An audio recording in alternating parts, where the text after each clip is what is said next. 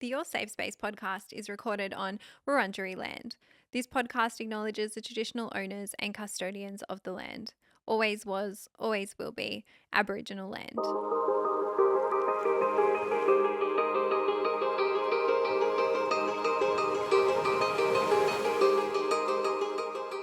Welcome to Your Safe Space, the podcast. I'm your host, Adele Marie, and this podcast is here for you. It is a safe space for us to catch up each week to discuss anything and everything. And on today's show, we have an AMA on air. It's an Ask Me Anything, guys. Happy Friday. Happy end of the week. Pat yourselves on the back. We have made it through another week. It's the weekend.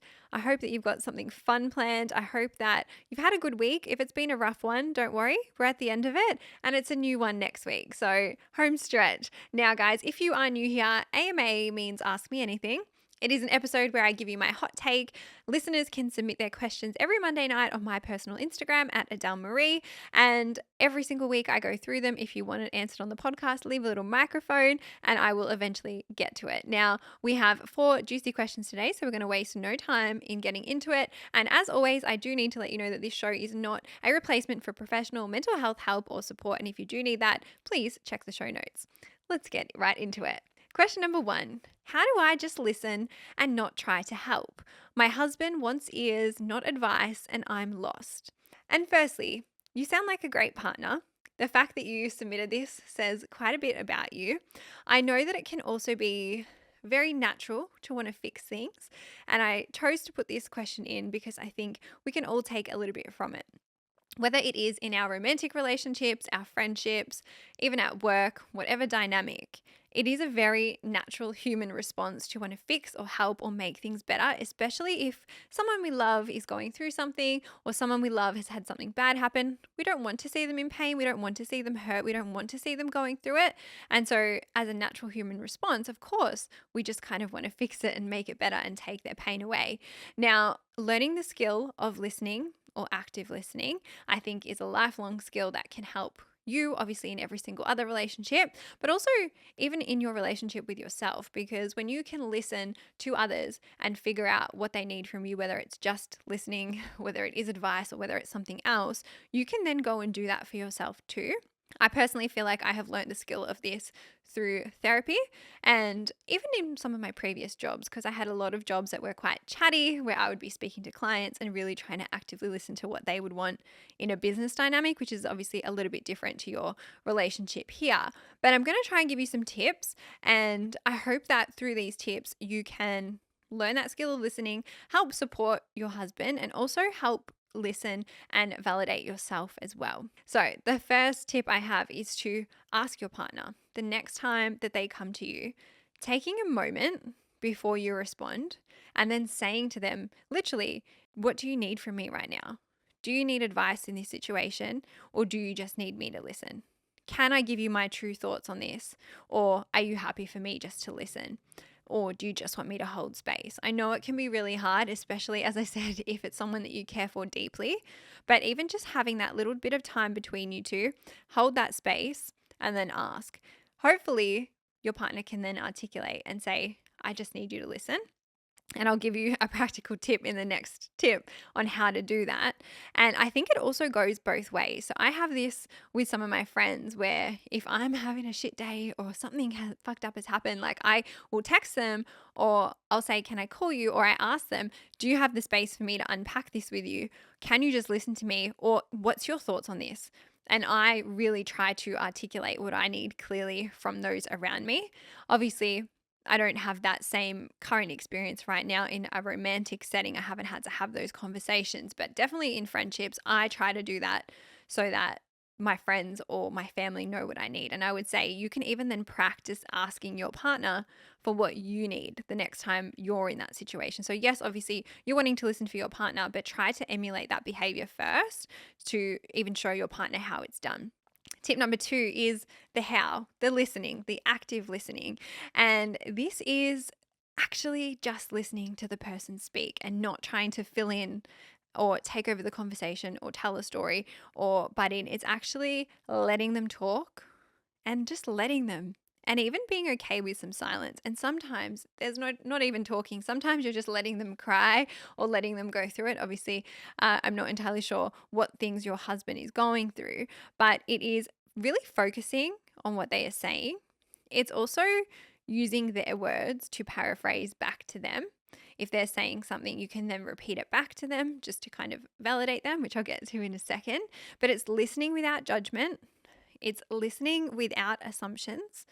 And even in your body language or how you're looking at them. I know it can be really hard, especially if like they're telling you something really serious. But one thing I love about my psychologist is I could be telling her the most fucked up thing and she will look me dead in the eye, not 1 ounce of judgment in her eyes. And she'll just look at me with compassion and with kindness and just listen to me. And so to actively listen is just that. Let them speak. And I know it can take some time to like practice holding that tongue, but the more you start to do that, the better you will get at it. And then the last tip, or the second last tip, is validation. And validation, I wish that we were taught this in school, and we're not for some reason. I wish we were, but it is the best thing I've learned in therapy. And I've learned how to validate myself. I've learned how to validate my friends or my partners or my family, even validate you guys when you submit these questions. I always try to validate you so that like you feel seen, you feel heard. And it's saying things like, yeah, I understand that that was hard. Or I would be upset too if that happened to me. Or you made the right choice. I think you made the right choice. Really backing them and having your partner's back, or showing them that you understand what they're going through. It's almost putting yourself in their shoes. And ultimately, it's just recognizing that you understand what's happened and that you have their back with compassion and with kindness. And then my last tip is to just give it time, because I think if your default is to fix it and want to make it better, it's going to be hard for you to learn how just to take a step back and listen. So give yourself that grace. With time, you will get better at it. The fact that you submitted this question shows me that you're aware. And I know you might feel lost, but go easy on yourself. You're just feeling lost because you've never done it before. And the more you do something like a muscle, the better you get at it. And this is one of those things. It won't happen overnight, but it definitely can happen. And I think you're already on the right track. Now, I would love to hear from you, this listener, if you are comfortable to come into the Facebook group and share, or anybody else in the group. If you have found yourself in this situation, whether it's with a partner, with a friend, with whoever, what have you done to become a better listener? Because obviously we will have people leaning on us all the time, and some of us may have our communication and our articulation down pat. Some of us could learn off other people. So I'd love to hear it. Question number 2 is, what is your favorite self-care or self-love activity? Mine changes all the time. And this was submitted last night in the AMA, and I wanted to DM this listener and be like, you didn't tell me what yours was. So guys, if you need to submit 2 questions or multiple to get it all in, please do that. You can also email the podcast as well if it's too long, but I would have loved to have known what yours was. Mine is definitely right now the gym. And I had to think about this a little bit, because if I'm totally transparent with you guys, I feel like my self-care has kind of gone out the window in the last month or so, or the last couple of weeks. I've had a lot on my plate, and not that I've neglected myself. I've gotten all my gym sessions in. I've completed my program, or I'm completing my program, but I definitely think little things like things that I enjoy that I haven't made time for, I haven't had the time for, not even haven't made the time, I just haven't had the time. And I noticed this even this week. I had received 2 bunches of flowers, and they're beautiful. I put them in my room. I put 1 bunch in my room, 1 bunch in like the living area. But I was like, wait a minute, like when's the last time I bought myself flowers? Because some of you might remember I used to do that quite a bit. And then I just stopped for some reason, and I haven't done it, but I'm going to try and start doing that again. And I also got asked last night about why people never see me baking, or if I like baking. And I was like, I actually really love baking. It's quite therapeutic, but I just haven't had the time. And so when I thought about this question, I was like, it's got to be the gym, because for me, that's like the ultimate act of self-love and self-care. It is a commitment that I keep to myself, a promise that I keep to myself. I show up for myself, and that hour and a bit, or that 40 minutes in the gym, is like me time. I'm in there, I'm doing my workout. I'm not thinking about work. I'm not thinking about all the things I have to do. Generally, I'm not texting or talking to anyone, whether that's my manager, the guy I'm dating, or my friends. Like I'm at the gym, and I really feel like that time out is like my peace, but I would definitely love to start reading again. I'd love to start baking. I'd love to start buying myself flowers. So I've been slacking a little bit. I'm always going to be honest and transparent with you guys. I'm not perfect, and I'm sure some of you might even be able to relate to this. And so I'm going to put up a thread in the group. I would love for you to let me know what your favorite self-care or self-love activity is at the moment, because I might take some ideas and I've got to start making some more time for it. Now we are going to move on to question number 3. This is probably my favorite question in this batch of AMA. How to stop dwelling on the past, especially when you find it embarrassing. I wish that this listener also gave me some more context. And I also want to hug this one because I feel like embarrassment is not the best thing to experience. It's not the best emotion. It's not the best feeling. But I can guarantee we have all experienced it at one time or another. It is a universal experience. It is a human experience. And whether you have said the wrong thing, whether you have made a mistake, whether you have had a very awkward social interaction, it happens. It's normal. And it is part of being human. It's so uncomfortable because we feel self-conscious, we feel shame, we might feel uncomfortable in front of people. And I personally have felt embarrassment a lot. I've had multiple embarrassing moments in the last, I'm going to say, couple of weeks. And I'm going to tell you 2 of those occasions. The first one is I did a collaboration with a brand, and I did a voiceover for it, and I pronounced what I needed to say incorrectly. And I was just so embarrassed because it wasn't really the hardest word to say, but the way I pronounce some words is not correct, or it's incorrect. And so I had sent off this, and then the client came back to my manager and they were actually saying it wrong. And then my manager had to send me a YouTube video where they said the correct pronunciation of this word so that I could then learn that and repeat that. And I was so embarrassed because I love this brand and I really wanted to work with them. And then I thought, fuck, they now think that I can't pronounce this word. How embarrassing. And then secondly, I went to a movie premiere, I don't know, maybe 3 weeks ago now. And I went with the guy I'm dating, and it was for the premiere of Fast X or Fast 10. And we got there a little bit late. So by the time we had arrived, all the previews had finished. Halfway through the movie, my Be Real went off. Now, the phone wasn't on loud, but just the light went off. And this man, I think he was a security guard, or I don't know if he worked for Universal or whatever, but he came over and he told me off in front of everyone for having my phone on. And I wasn't aware that we had to turn it off. Yes, we live in 2023. I'm not actually turning my phone off in the cinema, guys. I had it on airplane mode or do not disturb. And he was just yelling at me and being very, very rude in front of everyone. And I was starting to feel so embarrassed, and I was feeling really anxious. And then he was telling me to turn off my phone. And because I was so anxious, I couldn't turn off my phone. Siri was getting activated. It was like, it was trying to dial somebody. It was panicked, right? And then the guy I was dating was like to him, leave her alone. Like she's not going to go on her phone. She wasn't on her phone. Like he stood up for me. But let me tell you, I was so embarrassed after that. I couldn't even focus on the movie, and everyone around me was looking. And it was halfway through the movie, and people were just paying attention, and honestly, cringe. I think about it now and I'm still cringing. So I get how you feel. Don't worry. Here are some tips, and I hope that with these, it can help you and you can let it go. But the first one is to use humor. Try to laugh at the situation. I know that it can be really hard to do that while you're in the thick of it, but if you can, try to laugh it off.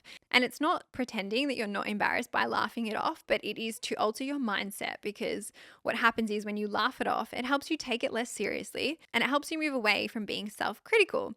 And there's this quote, it's only embarrassing if you feel embarrassed, right? So if you don't feel that embarrassment, then it doesn't have to be embarrassing. Try to laugh it off. My second tip is to use compassion.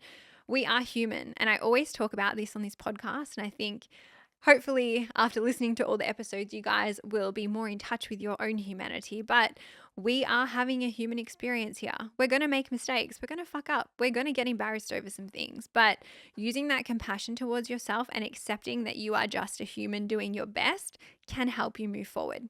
Beating yourself up over something and being relentless, like relentlessly critical to yourself, just keeps you in that self-critical mindset.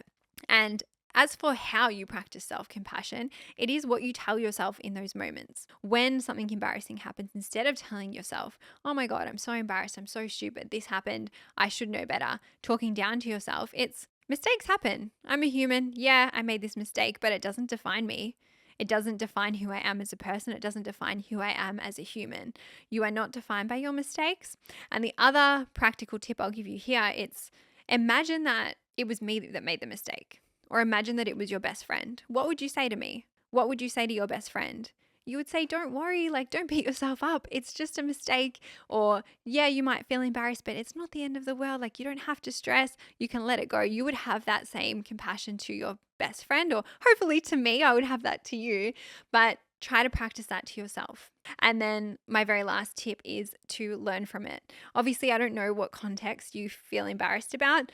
You said it happened in the past and that you're dwelling on it, but I would really recommend seeing if there is something you can learn from it to be better prepared. I don't know, maybe you gave a presentation at work, or maybe you mumbled something in front of someone, or maybe you pronounced something incorrectly, or maybe you just have to turn your phone off the next time you're in a movie premiere.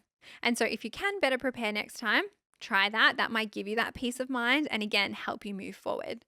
Embarrassing moments don't have to stick with you forever. Okay, sometimes it is in our best interest to let the past go, and that includes letting go any mistakes that we have made. Forgive yourself, laugh it off. And I would also add, if you are seriously struggling with this ongoing in a relentless way and really struggling to navigate feelings of shame, guilt, and fear, or you feel like embarrassment does control your life, I actually recommend therapy. And again, some people might think, oh, that's not a good enough reason to go to therapy, but it actually is, because with a therapist's help, you can then work through navigating those emotions and also learn how to move past that embarrassment. I'm also going to start a thread in the Facebook group of all the embarrassing things we have done this week, okay? Because I want us to share them. I think it would be good for us to connect and laugh and also show each other that it's normal and there's nothing to be embarrassed about.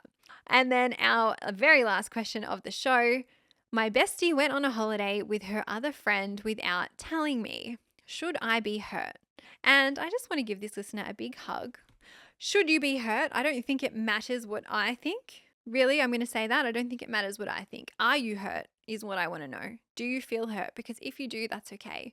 Validate yourself. Again, validate yourself. Of course, it can be upsetting, especially if you feel left out or you feel like you aren't included. I think when you're in that situation, because I've definitely felt the same in some of my friendships, especially in my late teens, early 20s, you feel excluded, you feel rejected, you might even feel envy or jealousy of your other friends' friendships. And I know that they aren't very pleasant emotions to feel, but you do have to feel them, you do have to work through them. And so if any of that is coming up for you, I would allow yourself to feel that, because if you don't, resentment and other things can start to build and then potentially impact that friendship. And so I do actually think what I would recommend for you in this situation is to sit with it, unpack with yourself first how you feel, or maybe you want to chat to a partner or a family member or somebody else that you trust and really sit with why you're upset. Are you sad that you weren't invited? Or was it just the fact that she didn't tell you? Or what would the perfect outcome have been? So in the perfect world, would she have told you? Would that have made you feel better? Would she have invited you? Would that have made you feel better? Really unpack that with yourself first. See how you feel after that. And then if you're still feeling unsettled or you're still not feeling great, I would recommend having a chat to the friend. And obviously, we are all responsible for our own emotions, but if you don't speak about it and you still feel upset, it can cause some subconscious things to happen to you in that friendship, whether that is becoming a bit resentful or distancing yourself from that friend without even realizing. And so if you can, have a chat. Obviously, pick a time where you are both in a good headspace to have that conversation. And when you are framing the conversation up, use a lot of I statements. So an example of that is, I felt hurt that you didn't tell me that you were going away. Next time, I would love to be kept in the loop, or next time I would have loved to have come, or why did you leave me out? Like, it's okay to ask those things. Obviously, really try to have the conversation in the healthiest way that you can, if possible. You don't want your friend to feel attacked at the same time, especially if this is a friendship that you want to save. There's a way that you have the conversation that can be more productive. The other tips I have is, these are just a couple points that I want to leave you with, but it is okay for our friends to have other friends, right? And I know sometimes we just want our best friends to just be our best friend, but Your friend having other friends does not lessen the seriousness of your friendship, or doesn't lessen the quality of your friendship, or doesn't mean that your friendship is not important, even if they don't invite you somewhere, or even if they leave you out. It may have just been I'm not sure why they would have left you out, but it could have been a reason. She might explain that to you. But each friendship that you experience in your life is going to be different. Each friendship is going to be unique. And if your friend is closer with somebody else, it doesn't mean that that has to threaten your friendship. Okay. Your friendship still stands alone and your friendship is still important. And so if you want to save it, I absolutely recommend doing that. I don't think this is enough of a reason to throw in the towel or walk away from the friendship.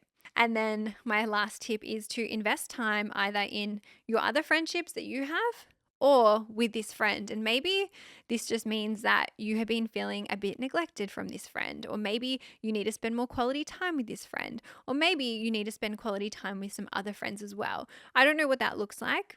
Maybe you're trying some new activities together, or trying new restaurants, or having different conversations, or doing different things to keep that friendship growing and evolving.